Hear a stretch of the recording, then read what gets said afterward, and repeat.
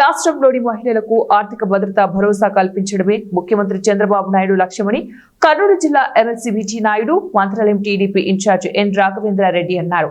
స్త్రీ శక్తి పథకంలో భాగంగా మంత్రాలయం ఆర్టీసీ బస్టాండ్లో మహిళలకు ఉచిత బస్సు ప్రయాణాన్ని వారు జెండా ఊపి ప్రారంభించారు. ఈ సందర్భంగా ఎమ్మెల్సీ విజి నాయుడు మంత్రాలయం టీడీపీ ఇన్ఛార్జ్ ఎన్ రాఘవేంద్రారెడ్డి మాట్లాడుతూ కూటమి ప్రభుత్వం ఇచ్చిన సూపర్ 6 పథకాలలో భాగంగా స్త్రీ శక్తి పథకం ద్వారా ఆర్టీసీ బస్సులలో మహిళలు రాష్ట్రంలో ఎక్కడి నుంచైనా ఎక్కడికైనా ప్రయాణం చేయవచ్చని వారన్నారు.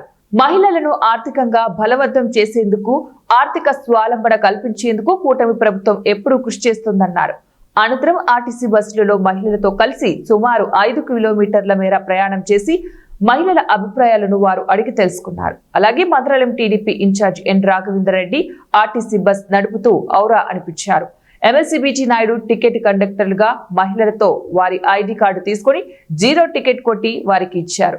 సుమారు ఈ 2 బస్సులలో 70 మంది వరకు మహిళలు తొలి రోజు మంత్రాలయం నుంచి ఎమగనూరు వరకు ప్రయాణం చేసినట్లు వాళ్ళు తెలిపారు. అంటే ఈ యొక్క మంచి కార్యక్రమానికి వరుణదేవుడు కూడా స్వాగతం పలుకుతున్నాడు. దీవెనలు మీరు మొన్న ఆశీర్వాదించారు, ఇప్పుడు వరుణదేవుడు కూడా ఆశీర్వాదిస్తున్నాడు. మరి దీనికి ముందు ఒకసారి 5 సంవత్సరాలు ఈ రాష్ట్రాన్ని ఎవరు పరిపాలించారో మీరు అందరూ తెలుసు. నేను మేనమామగా పరిపాలిస్తానని జగన్మోహన్ రెడ్డి ముఖ్యమంత్రి హోదాలో చెప్పాడు. పిల్లలకి ఒక్కరికి మాత్రమే ఫీజు ఇచ్చాడు. అంటే మేనమామ పోయి కంసమామ అయినాడు. ఆడపడుచులు మిమ్మల్ని ఏ విధంగా మోసం చేశాడు మీ అందరూ తెలుసు.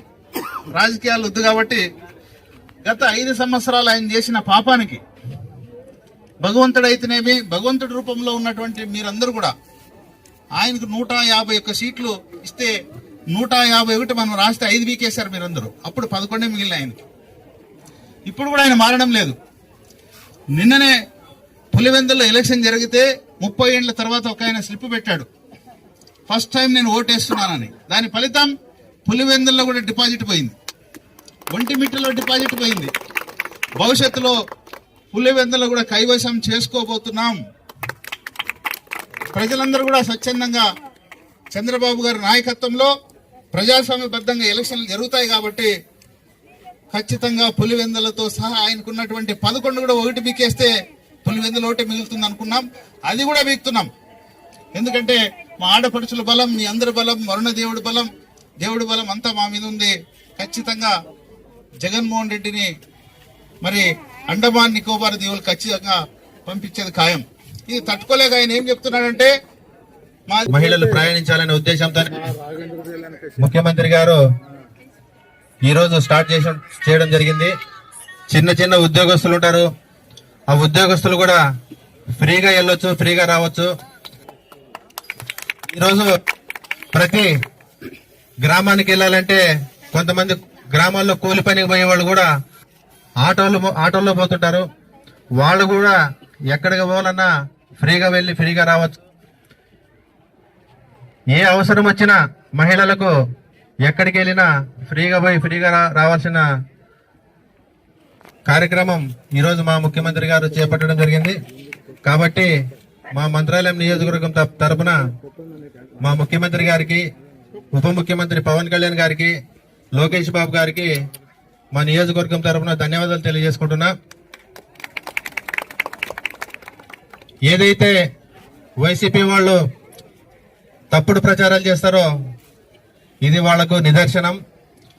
మా బాబు గారు ఏదైతే మాటిచ్చాడో ప్రతి ఒక్కటి కూడా అమలు చేస్తూ వస్తున్నాం.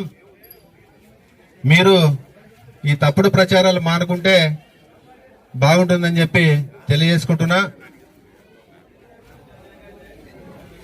మా నాయకుడు విజనరీ నాయకుడు,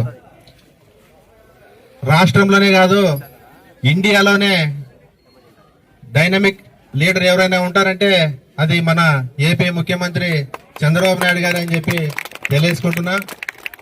కాబట్టి ప్రతి ఒక్కరు కూడా మా ముఖ్యమంత్రి పై మహిళలు దీవెనలు ఎల్లవేళలా ఉండాలని చెప్పి కోరుకుంటూ ఈ అవకాశం